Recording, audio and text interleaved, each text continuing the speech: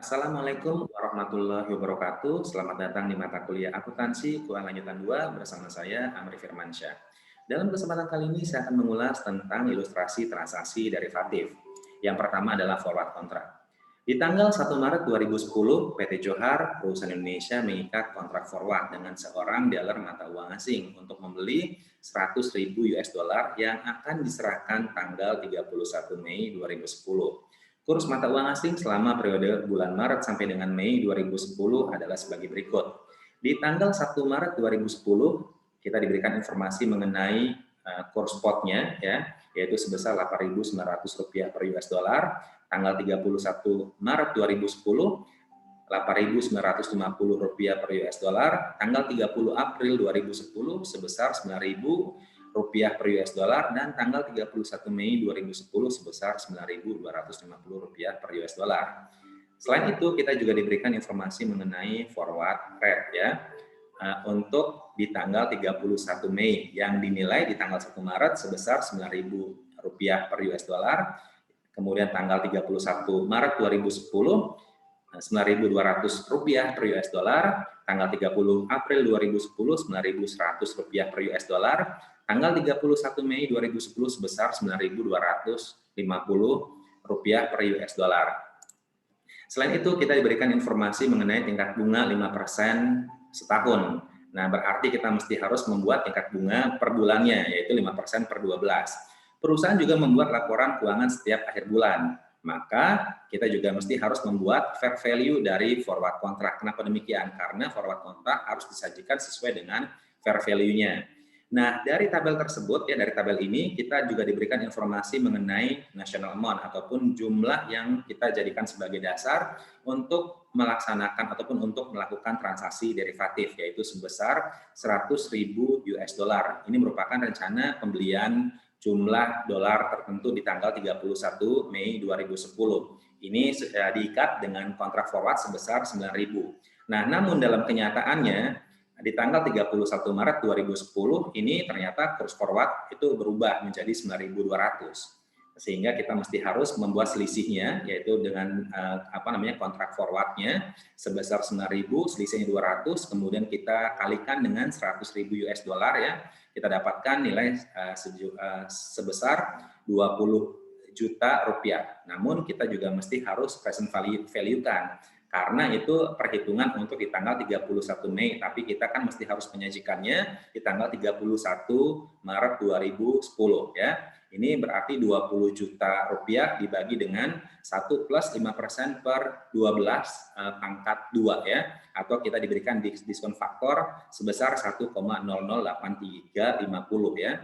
Sehingga kita mendapatkan nilai sebesar 19.834.383, ya. Kemudian tanggal 30 April 2010 ternyata kurs forward juga berubah sebesar 9.100. Nah, kemudian kita selisihkan dengan kurs forward kontraknya sebesar 9.000.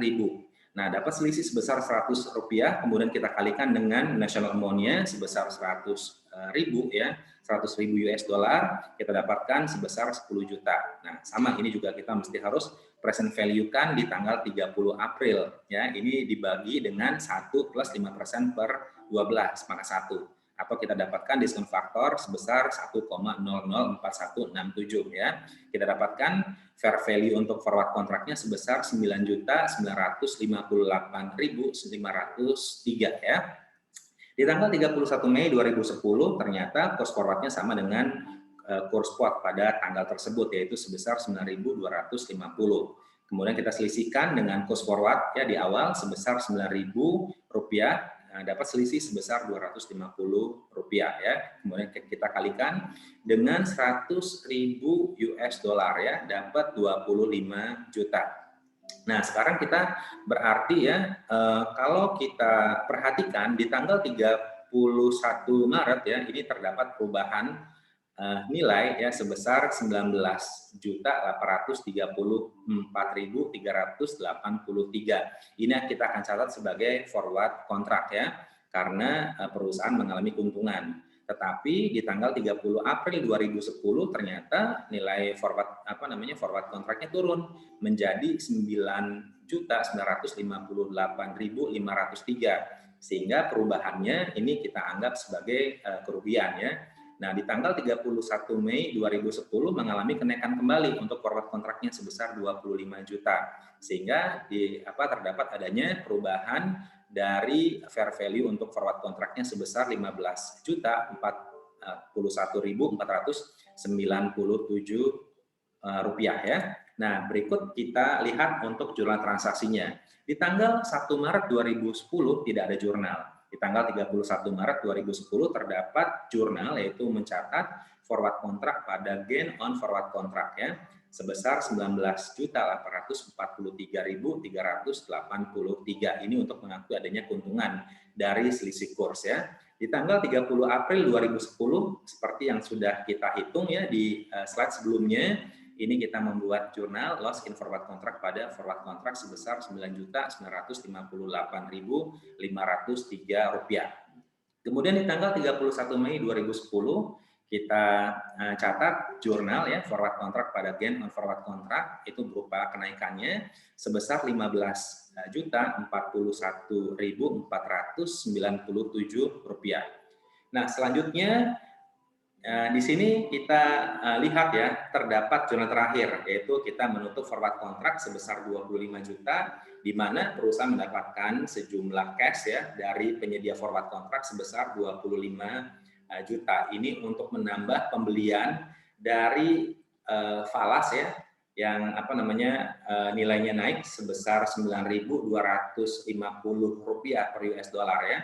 Berarti apa? Karena memang sudah dikunci sebesar Rp9.000 per US dollar, yang dikeluarkan asli dari cash perusahaan hanya sebesar Rp9.000 per US dollar ya. Kemudian dikalikan dengan 100.000 US dollar ya. Berarti kalau kita hitung berapa? 900 juta rupiah. Sedangkan yang 25 jutanya itu didapatkan dari pemberi ataupun penyedia forward contract ya. Yang kedua, untuk future contract. Tanggal 1 Maret 2010 PT ABC berspekulasi bahwa harga emas akan naik. PT ABC membeli 10 kontrak ya gold future dengan harga $900 per ons.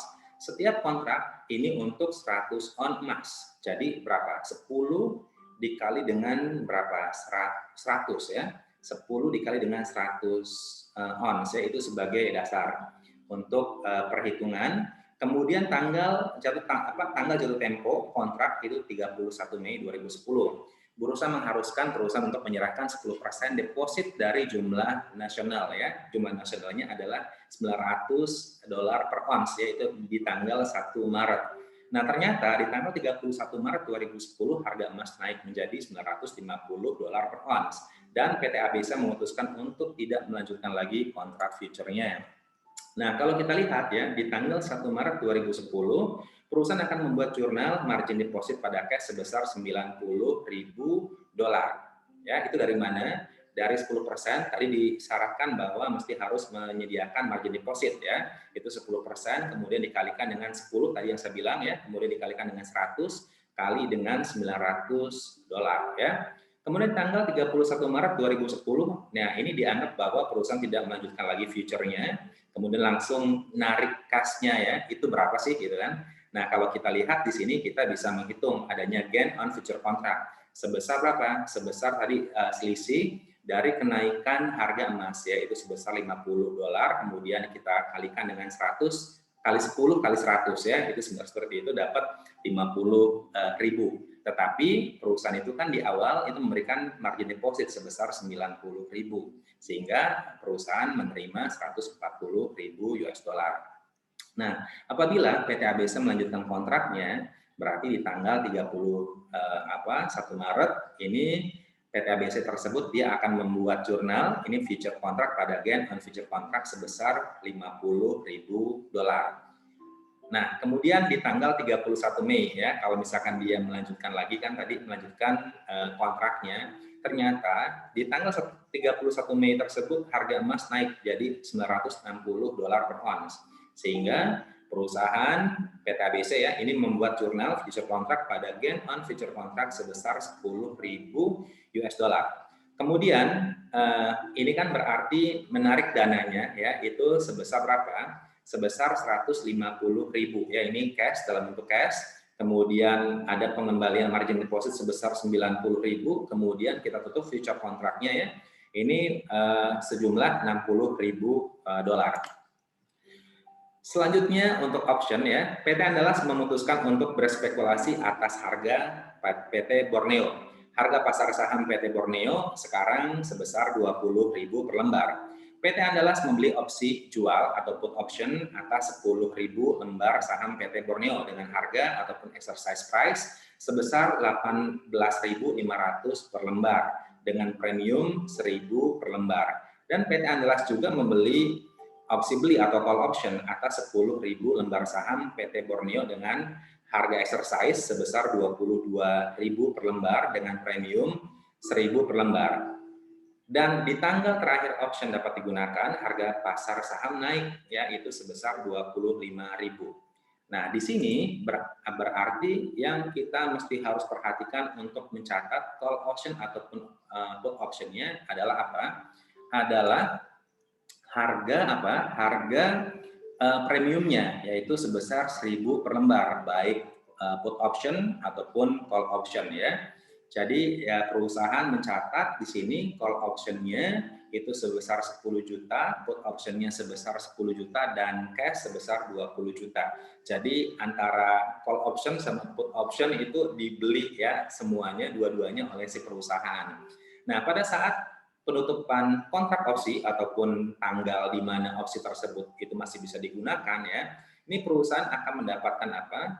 Akan mendapatkan perusahaan mengeksekusi ya call option di sini ya. Call option kita tutup 10 juta, kemudian perusahaan tadi kan ditawari apa? Ditawari dia untuk membeli dengan harga 22.000, tetapi kan harga pasarnya sebesar berapa? Harga pasarnya sebesar 25.000 ya. Jadi kalau kita kalikan dengan lembar yang dibeli yaitu 10.000 lembar ya, berarti perusahaan tersebut dia akan mendapatkan 30 juta dari penerbit opsi ya. Nah, tapi kalau perhitungan gain on call option-nya itu berapa ya? Kenapa demikian? Karena kan 30 juta itu terima dari si penerbit opsi. Nah, di satu sisi ya si perusahaan tersebut itu kan mendapat mengeluarkan call option di awal sebesar 10 juta. Nah, berarti nanti gain-nya ya gain on call option-nya bukan 30 juta tetapi sebesar 20 juta. Nah, karena perusahaan itu juga tidak mengexercise ya put option, berarti put option itu hangus ya. Berarti perusahaan akan membuat jurnalnya loss on put option pada put option sebesar 10 juta. Yang terakhir yaitu swaps ya, itu PT Harapan menerima pinjaman dari Bank Limo sebesar 1 miliar dengan jangka waktu selama 3 tahun.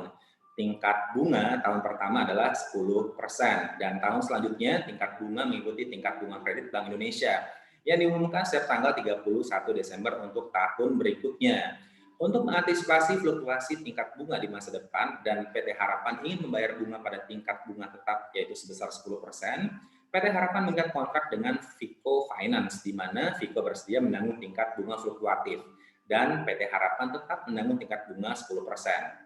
Nah, berikut prediksi tingkat bunga pasar tahun berjalan dan 2 tahun ke depan ya. Jadi tahun pertama tingkat bunga pasarnya 10%, tahun kedua tingkat bunga pasarnya 11%, dan tahun ketiga tingkat bunga pasarnya sebesar 9,5%. Kemudian kalau kita lihat bunga dibayar ke bank ya, itu kan kita mesti memperhitungkan tingkat bunga pasar. Yang tahun pertama 100 juta, tahun kedua 110 juta, dan tahun ketiga sebesar 95 juta.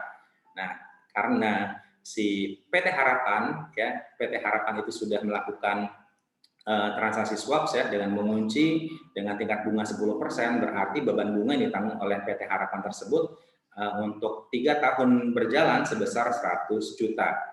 Nah, berarti ya kalau kita lihat di sini ya, ketika tingkat bunga pasar itu dia naik ya sebesar 11%, nanti di sini seperti ada subsidi ya. dari yang mengeluarkan ataupun yang melaksanakan kontrak swap saya dengan si PT Harapan ya. Nah, kemudian berarti di tahun ketiga ya, karena apa? Bunga dibayarkan sebesar 95 juta karena PT Harapan itu juga dia melaksanakan kontrak swap ya. Berarti kan yang dia keluarkan setahunnya tetap 100 juta.